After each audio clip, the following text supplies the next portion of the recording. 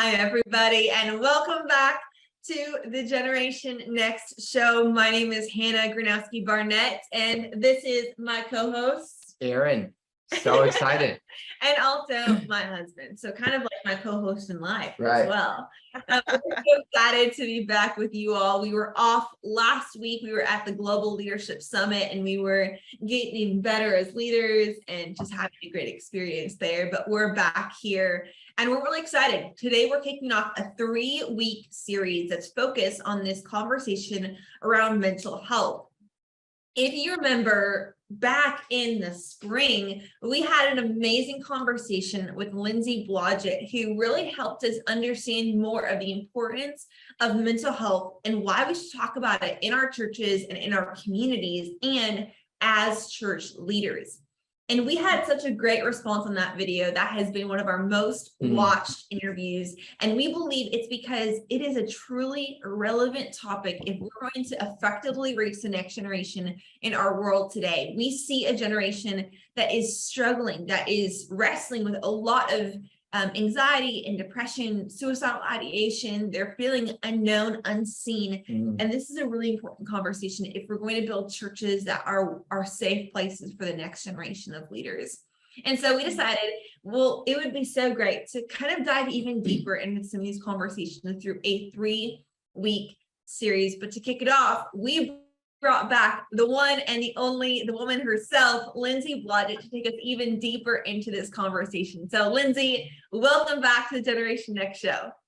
Oh, thank you so much. It's so fun to be with you guys. I'm telling you, I just think I'm going to start brainstorming ways that I can just insert myself into y'all's life. So let's do it. That's great. That's great. For those watching, we actually so Generation Distinct, if you don't know, is the nonprofit that I'm the CEO of, that we both run together. And it's our way of empowering young leaders to step into the call of God on their life. We recently had a big 3-day event back in July, which is why we weren't here for one of the shows.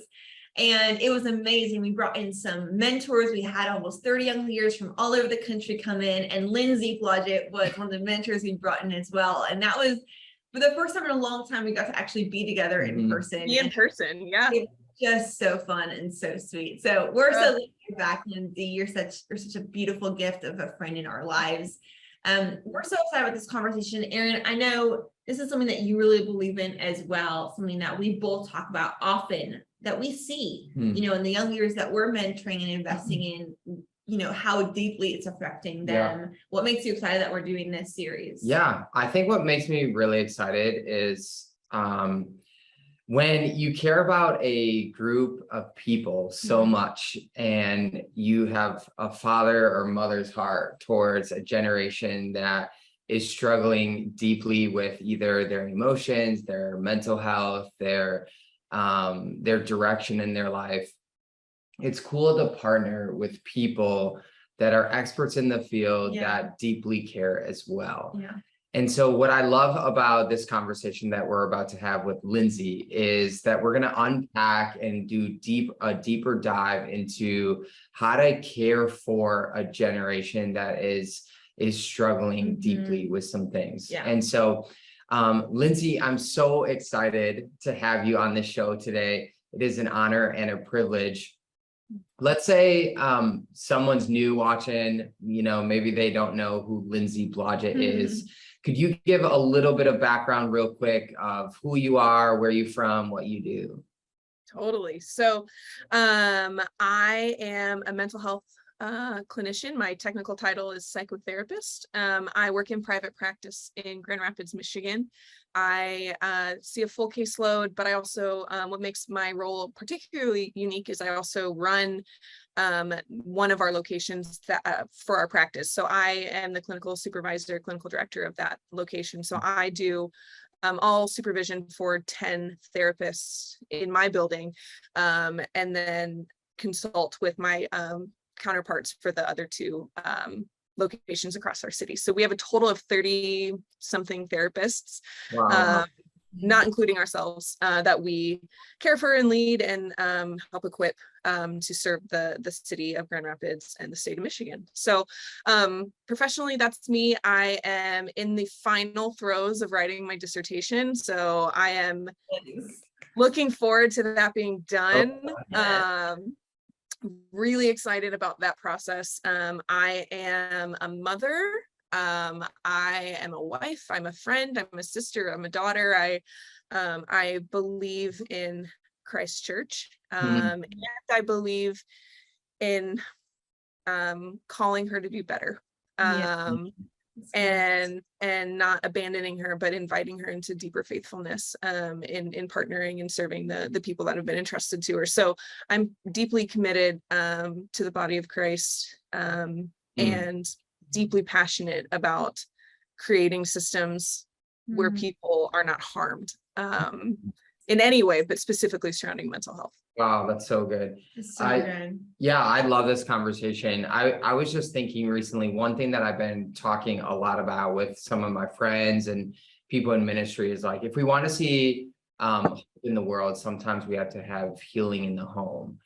I would love to, before we get to the whole church ministry aspect of mental health, etc., I would love for you to kind of unpack maybe what is the importance of having a healthy home life when it comes down to mental health, and actually what can we do as church leaders to maybe equip or partner with parents when it comes down to equipping the next generation within the home. Yeah, that's fantastic. I mean, I think as we talk about like a strategy perspective, right? That's a lot of what today we're going to talk about, is more the pragmatic rollout of all the things that I could wax on about in the abstract. But what this really comes down to is it needs to be like a holistic wraparound method of recognizing what this looks like in your adults, what this can look like in your adolescents, this can look like in your kids. Right. This is educating the parents. This is being a safe place for parents to come to, for adolescents to come to, and not feel like they're going to get shrugged off or criticized that they are failing their kids spiritually, right? So there's a lot of there's a lot packed into that in particular. I mean, all of the research shows that secure attachments in childhood have profound impact for the rest of their lives. I mean, and even can impact the way that they perceive God. And fascinating. So all that to say, if we can help equip parents to be healthy and present, then that will have a trickle-down effect, right? So if you want multi-generational care in your congregation, it's not just as simple or as easy as sorry, my lights are turning off because I'm sitting still. It all of a sudden started to get dark. It's not as easy as just like having a one afternoon seminar with a speaker. That's great. And that is, I think, really important and necessary, but that's only a piece of it, because there needs to be full buy-in of, no, we believe in every person that we have been entrusted to care for and shepherd, and acknowledging a lot of this you can't do without the help of Christ. Yes, it's so good. And I love what you just said. It's not as simple as just bringing somebody in to have a good seminar or to even do a mental health series at church, right? Like, that's a really good starting place. A good step. And the cool thing is, I think we're actually starting to see churches take those first steps. I mean, even 10, 15 years ago, even that wasn't happening in the local church. And I think COVID spurred that on in some ways, with just the clarity and the obvious threat of mental health hurting so many of their congregation. And I think that's a good step in the right direction. But if we ever get to a point where we do one series or one sermon or one midweek about mental health and pat ourselves in the back and say that we did it, there's also there's a threat there as well, right? Because then we can convince ourselves we've done enough when there's so much more to do. So today we're talking about mental health strategy, right? And that's important. What are you going to say? Oh, I was just going to say that that's similar to only ever talking about how to have a healthy marriage one Sunday a year. Yes, Mm, exactly. wow. Right. Right. Like, and I get it. At some point, you're responsible for trying to like communicate all of this important information from the pulpit or from all these things, and you only have so many Sundays in a year, and you only have so I understand the time, like the very real and legitimate time constraints. That's why I think it has to be a more creative thought of how can this permeate the entire culture and not only be on Mental Health Month or Mental Health Awareness Day, we're going to talk about this, but how can this just very authentically and naturally kind of permeate all aspects of the, as like a core value of we believe in holistic wellness, we believe in strong marriages, we believe in strong families, we believe in strong individuals, and this is a piece of that. I'm a big believer that we protect what we value. Yes. Right. Wow. And so if this is a value of your community, you're going to protect ways that you can equip and disciple your people into it. It's really a discipleship conversation.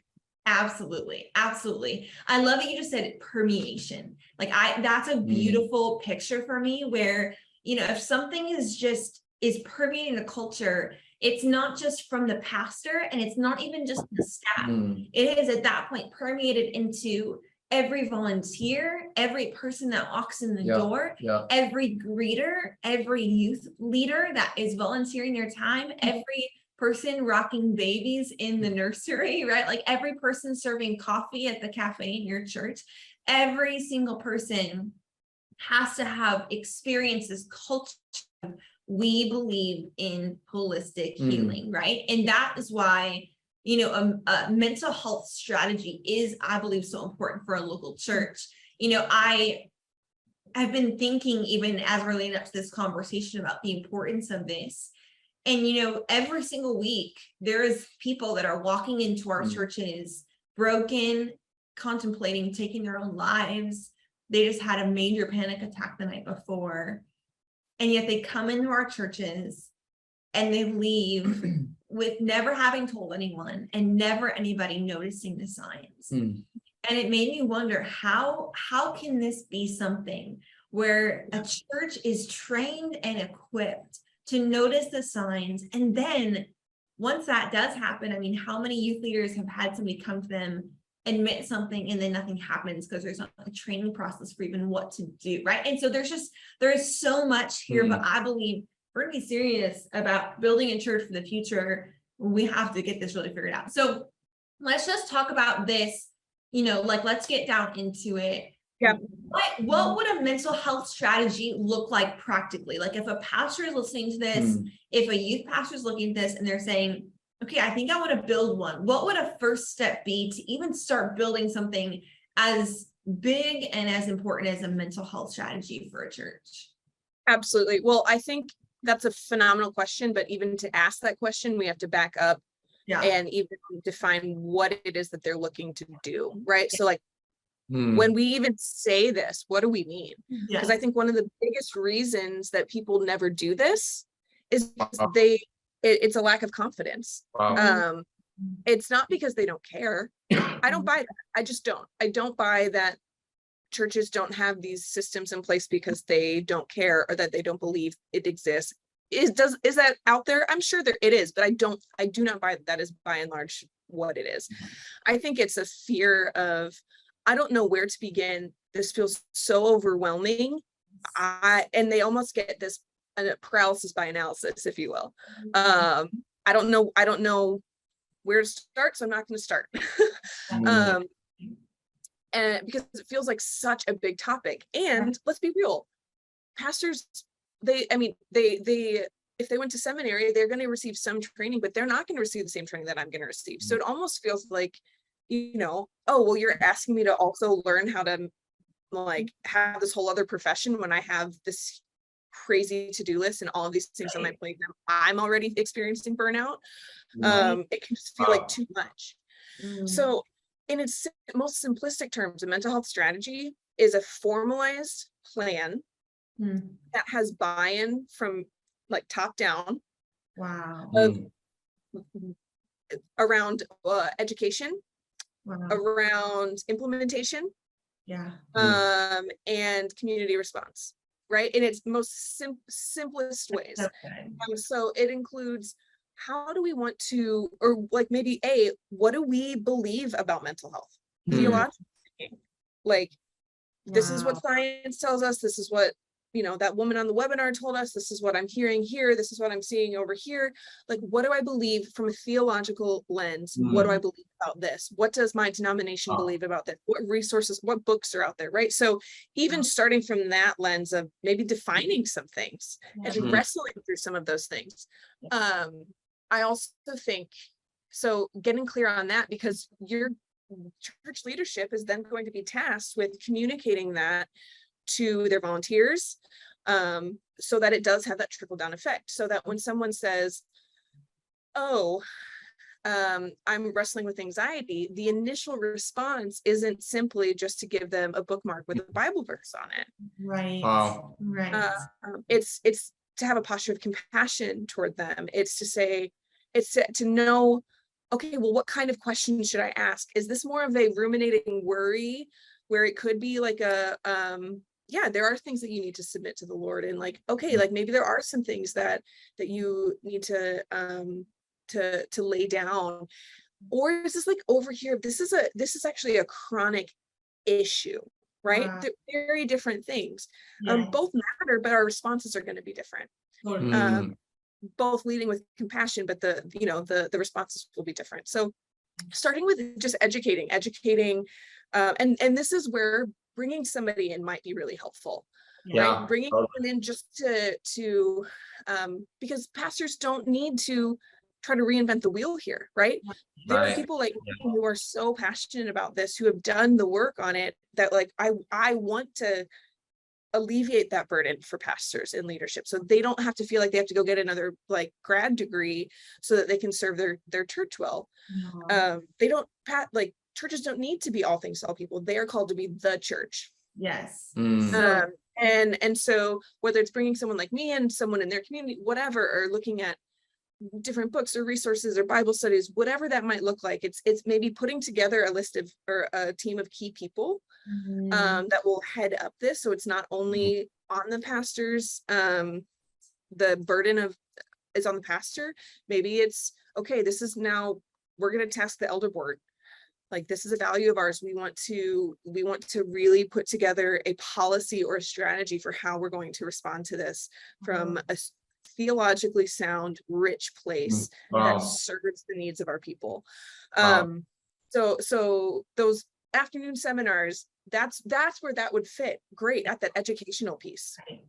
And then we're going to go into this concept of implementation. So this looks like, okay, well, we need to look at who is it that who needs to know about this, like, again, going very practically of like, what are the teams in our church, what are the ministries, who are on the first lines of defense, if you will. So we have, let's say it's in a youth ministry. I have a lot of experience serving in youth ministry, and so you have your small group leader, and then that small group leader, they have an initial point of contact who's another volunteer, and then that volunteer has a point of contact who's a staff member, and then that staff member has a point of contact who's in charge of X, right? Not every church is a very large church, right? And so you don't have to be this multi-site mega church to have an intentional mental health strategy. It just requires some intentionality around acknowledging who's going to come into contact with these people first, because it's not going to be the pastor, typically. Exactly. Not going to be a staff member, most likely. It will be one of your volunteers. And so have you as a staff spent time training your volunteers of this is what an anxiety disorder is. This is what a suicidal ideation might look like. This is what somebody struggling with X might look like. Or should someone come to you and say, hey, I've been having, self-harming thoughts. I've been, if an adolescent in your middle school ministry comes to you and comes to a small group leader and discloses that I've been cutting. Does the church have a clear sense of, like, where does confidentiality stop? right? Like as a policy, like, okay, well, that now that youth or that leader needs to talk to a staff member and the parents need to get involved. And do they know who in their community they could refer them to? Right? I'm not asking all of these churches to start counseling centers. What I want is for them to have a clear, literally a flow chart of like, if this, then this. And so that it can alleviate some of the burden and anxiety for these individuals. Because when you're in it with somebody, you want to be fully present, not going through your Rolodex of, did I make the right decision?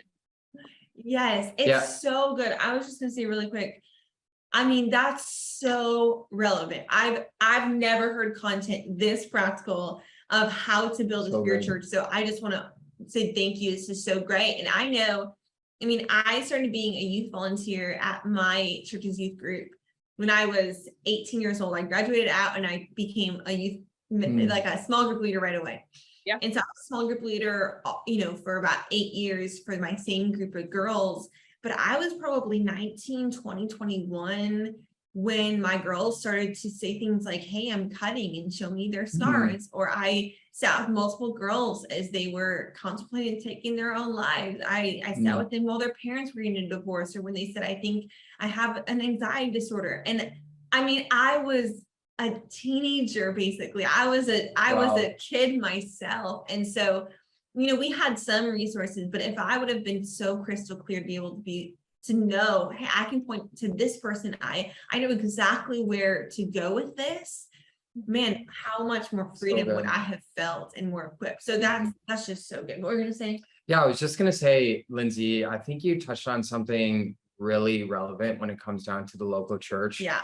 I think Craig Rochelle said it, but he said culture is what you create or what you allow. Yeah. And I think it's fascinating when you think about like a church or organization that's culturally about mental health or culturally not about mental health, right? Yeah. And so I love the whole implementation idea. I was just thinking while you're talking about content creation. And so when most often within the Western church, we have our youth pastor, young adult pastor that preaches a message. Then there's like a content team that creates content, and then it overflows to small groups, and then they go through that content. Totally. I would love to kind of unpack that right now, because obviously this is about the next generation, this show. And so when it comes down to creating content or having the right person in the right seat in our organization, I'm just thinking from like a licensed therapist to a licensed psychologist, et cetera, someone that has a degree like yourself. How important are those things when it comes down to content creation? Is that something that we should implement for the next generation? Like content about mental health? Yeah, like even when we're creating sermon series or questions, like maybe through the lens of like an individual like yourself. Yeah. So, okay. So I think what I'm hearing you ask, tell me if I've totally got this wrong, but I think what I'm hearing you ask is like a twofold question. So one, what does it look like to create intentional content with this being an awareness? And two, is there a reason that somebody with my license type would need to be involved in that process? Is that what you're asking? Yeah. So in a perfect world, there will be formal care departments and licensed clinicians who can, you know, advise all of the ministries in your team, right? That's wonderful. That would be a perfect world. Yeah. Do I think that's realistic for every church? Absolutely not. Right. I think that's ideal, right? That might be an aspirational goal, or an aspirational value, but not an actual value. Because it just might not be realistic for the budget, for the whatever, so many reasons. Yeah. So I think it could be as simple, like it could be as extravagant as creating a full mental health team where you hire people or you like bring in a consultant and whatever. That's great. That's not realistic for everyone. And I don't want anyone to hear me today and be like, well, geez, like our church is 200 people on a good day, and we are trying to like, we don't have, that's just not a thing. We must not be able to do this. Like, that's the last thing that I want people to hear. Right. So I think what it could be is simple as or reduced down to, what would it look like if even just from a leadership, they took it seriously, Sure. right? Okay. Like, so that when the pastor or when the youth minister or whatever, whoever's writing the content, Sure. are they asking some of these questions to the people on their team? Right. Are they listening to the kids in the youth ministry? Are they even asking for their input about Yes. what are they struggling with mental health? Yes. Right? Are they taking a posture of curiosity and learning, and trying to even cultivate a space of reducing the stigma of, if you're struggling with anxiety, then you're a bad Christian, Right. Yes. or you're unfaithful because you have depression or OCD or whatever, right? Or you experience some type of like trauma, and therefore God has left you, or whatever. There's so many things that if we're not intentionally speaking to, we're unintentionally co-signing. Yes. 100%. Yeah, that's great. Yeah. And so I think it can be as robust as having a a mental health checklist, if you will, for, okay, so every sermon we have these people who are going to look at it, and like this trusted person, and they're gonna like say, hey, like maybe be mindful of how you word this, or like how you might tweak this, or a call to action could be that's wonderful. I also don't think that's even necessarily necessary, right? Because I don't think you have to talk about this explicitly in every sermon for you to have a culture of this, because that just feels like inauthentic overkill. Yeah, totally. Yeah. But again, if you value it, it will naturally be in the water, if you will. Right. And I think that's so in tune that that idea of it's in the water, right? And how important it is for there to be this awareness around it. I was recently looking back at one of the sermons that I preached a couple of years ago. And even I noticed in myself that I've learned a lot since I preached that about the mental health conversation, because at one point I was listing out all these things that might be keeping us from our calling. And everything I listed was choices that we make, things like addictions, things like hanging out with the wrong crowd, negative thought patterns we choose to think.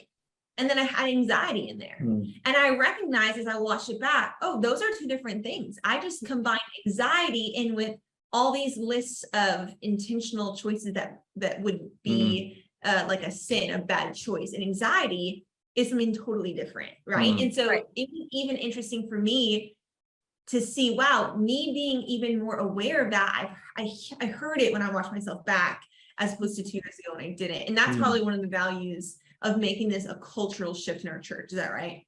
Exactly. Well, and I even think, again, to go super practical, there could be some validity in doing a small group specifically about anxiety for your high schoolers. Interesting. Right?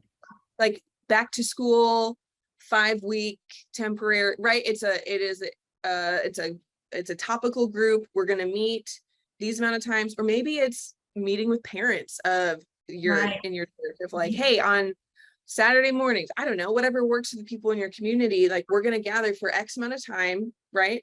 And we're going to cover some of these topics, so that parents can feel more educated. So even just hosting those kinds of conversations where that's not in the sermon necessarily, but it's just showing like, hey, we have a high school girls anxiety group that's starting. We would love to see you there. Yes. I love that idea. I love even the idea of there being one for students and one for parents who are trying to figure out what to do with their students who are wrestling with this. It's interesting you said that, because for those watching, we brought in Lindsey for our event, like I mentioned a few weeks back, and we had her do an on-stage interview, but then we also had her do some mentoring sessions about this conversation on mental health, anxiety, and how to sustain it as a young leader. And I was assigning our young leaders to the different breakouts. And when it came to Lindsey's breakout, I didn't tell you this, Lindsey, but there was a part of me that was a little bit nervous about assigning people to your breakout because I didn't want anyone to assume that I was assuming that they were struggling with this, right? Even though I knew some oh, you have to go talk to the therapist. Like, right, go talk to her. And that was my biggest, I was a little bit nervous about that, but it was so interesting because once we got to the event, I actually had young leaders coming up to me and requesting boldly, unashamedly, to be in your breakout because they knew and they were very open about the fact that they needed help in this conversation. And I think one of the beautiful things that even, I mean, I'm 27, I'm the youngest millennial, but Gen Z even more, there's not as much within their own peer groups shame about admitting that they struggle with things like anxiety and depression and mental illness. They want help and they're pretty open with saying, I'm not okay and I need help. And so even you saying you can call it the high school anxiety small group, like in my mind, if I was myself or even, the generations above me, there might be this, oh, well, they won't want to own up to that. We have to make it, there was like those fight club groups that were really big of like, I'm not really struggling with pornography. I'm just going to the fight club group. Like this generation, they're really open about their struggles and they don't mind signing up for something, even if it has it in the title. And do you agree with that one? I completely agree with that. And, just like everything has the potential for a shadow side to it. I think that what I'm seeing in Gen Z and younger is a stark difference from some millennials and older in their approach to this, in that there's actually an over identification with their mental health struggles to the point where it feels like you can't know them without knowing that. And they are, this is a part of their core identity, which is an interesting sociological phenomenon, right? Because up and like generationally before, this was like this, you don't talk about it, you don't acknowledge it, you just don't name it. And now it's like we're naming it, which is great, but I'm seeing a shift of like, okay, well, what does it look like if we spend too much time swimming in that, and how can we pull back to center? So that's a conversation for another day, but a really interesting phenomenon that's happening. That's so great. I love this. Okay, so Lindsey, this is so valuable, so important. I'm sure a lot of our watchers are taking notes. They're texting their team. They're saying, we need to do this. We need to start creating something. We need to build that flow chart and at least create some sort, like take the first step towards creating a strategy. How do we start rolling this out? Okay, so let's say they get to the point, they have the flow chart, they have the process, they have, I know who's the direct report to who to make sure that they get then on board into a mental health counselor or whatever that is. Like, do we roll this out by saying, okay, ta-da, here it is, and put it publicly on social media? Do we have a big training moment where we have everyone come in? Is this more of an individualistic thing? Is this gradual? Like, what's the best way for a church to start rolling this out in their community? Yeah, that's a great question. And to be totally frank, I think it will shift depending on the specifics of the community. If you have a smaller community where you can meet individually, or it doesn't feel like it has to be as much of a to-do, if you will, then that's great. For some other communities, it's like, no, it takes a long time to move a really large ship. So that could look like something that the church that I used to serve at, that I thought they did really well, was every Sunday night was when our high school ministry met. Okay. Before that, we had what was called leader meeting. And we would eat dinner together. They'd get us pizza and or whatever. And mental health there's not a correlation between mental health with pizza, but I would be very curious to look at that study. And then they would spend time, it would be a time for community among leaders, and then also time for training, where they would talk about any important things that need to happen, any things that, like, hey, we're going to talk about this topic tonight and how you might be aware of this. And that was just a part of the culture. And it wasn't this big to do. It was, and most people are pretty food motivated. So they got us there with food. And most of us in that season were, young college students. So they got us there with food.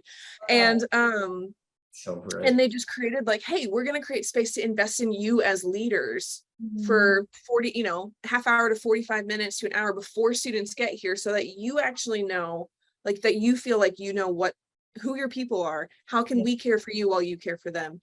Wow. And I think that was one of the most healthy systems that I've seen in place. Was it perfect? Of course not, but it was really good. And so I think a church can start implementing this by looking at your ministries. Who are your ministry teams? Who are your ministry leaders, heads, right? And this is true if you have a church of 50 or a church of 5,000. You're going to have different people who are serving in different capacities. So look at the ministry leaders. You're going to make sure they are clear on this. You're going to equip them, you're going to train them, and then you're going to empower them to do that with their leaders. Again, it's really a model of discipling them. It's discipleship in this. So that is something that I think would be real. And then it's just repeating it, right? It's not just sending them a PDF that gets thrown into something and then nobody thinks about it again. It's like, because we perform what we practice. And so if as a culture, it's like, hey, these are in the conversations, and hey, do you feel good about this? Or hey, how has this come up in your life? Are you giving space for your leaders to talk about their own stuff? What's coming up for you? How do we, like, this is one of those things where if you pull the thread, I think there's a lot of richness to be had. But if you pull the thread, there has the potential for some things to feel a little chaotic at first, as there's healing and rebuilding. That's really good. So and a healthy, not warning, but a healthy thing to be aware of, right? That if we think it's just going to roll out clean and tidy, and we can say, great, now we have our mental health strategy, we have to also be ready for all the people to finally be able to have a safe place to share. And we have to be ready for that. That's really real. Yeah, that's so good. Lindsey, this is go for it. Oh, I was just going to say another thing that I think can just be, again, super practically is if you are in a community and you don't know at least 5 therapists that you would feel comfortable referring somebody in your congregation to, start Googling. That's great. Start Googling, read about them, ask them to meet for coffee. And just say, hey, we would be interested in potentially partnering with you for referrals. We would love to hear a little bit more about you. And then have a list of people. Have somewhere on your website that says, like, if you're a clinician in the area and you're interested in being added to our partnerships, we would love to have a conversation about that. Like, give some clear action items for us as clinicians to then know how to partner with you and how you might be interested. Toss out the need of, like, hey, Hannah, you and I even started connecting about these types of topics because you posted on social media about, hey, I'm looking to talk to someone about X, and look at what's come from that, right? So if we just say, hey, we're looking to add to this resource list, who should we know about? There's no shame in not knowing that. Right. And then I think there's the other piece that everyone has to acknowledge is therapy costs money. And so if your congregation is a congregation that has a benevolent fund, I think you would be remiss not to seriously look at what it could look like for you to not open-endedly provide therapy for, pay for therapy for your people, but because I realize that's not realistic, but what could it look like for you to say, hey, we are going to negotiate with this clinician a reduced rate, and we will pay for 10 sessions for people in our congregation. Like that's a real thing, like, that I do with a church in my area because I love them and I believe in them, and so I keep spots open for that. So again, if we're going to talk about all of these things as a value, then we have to be willing to put our money, where our heart is. Right. That's so good. Yeah, that's great. Lindsey, this has been so fantastic. I love how you talked about a little bit about implementation, building strategy, the whole story arc on how to create something that maybe we do not have in our organizations, and something that we should focus on to build better communities. I'm curious though, I'm always fascinated with like how do we react, or how do we live our lives when something fails or breaks down? Okay, so let's talk about when it comes down to building a strategy. So we build a mental health strategy, but then what happens when it like breaks down, fails, etc.? Like, what are some things to maybe remember what our initial response should be? What are some things that we should be thinking through when maybe the strategy that we implemented failed or maybe didn't work? How does resilience play into that? Like, get the ball rolling, keep doing something. I would just love to talk about the failing part. Like, if it breaks down, what should we do? What should our response? That's a great question. And the something that came to mind was what a mentor of mine said to me once. She said, I was a fantastic parent before I ever had children. And I think that can apply to situations like this. Like, we can have beautiful strategies before people come in and muck it up. Once human people come into our perfectly curated strategy, it's going to get messy and things aren't going to be perfectly executed. And so I think it's even just having a posture of this is not rigid. This isn't a rigid process. It's really more of a flow chart. And it's going to be a constant tweaking, constant learning, constant receiving feedback, being told when, hey, I think we misstepped on, like, this was a misstep. It's debriefing with your team, right? If God forbid, I hope that this is never what churches experience, and yet I know that it will. Right. That there is a student who has a suicide attempt. Right. You wrap around, you care, you implement your plan, and then there needs to be a space of debriefing of like what went well, what didn't. Wow, that's really good. Right. And it doesn't have to be just for those crisis things. It can be for, hey, this was this care situation that I was dealing with. And if it was a leader that was dealing with it, then somebody on staff or in, if you're going to form a mental health team or committee or whatever, however you want to phrase it, they need to follow up with that person and debrief with them. Right. They need to say, hey, okay, I understand that this is a situation.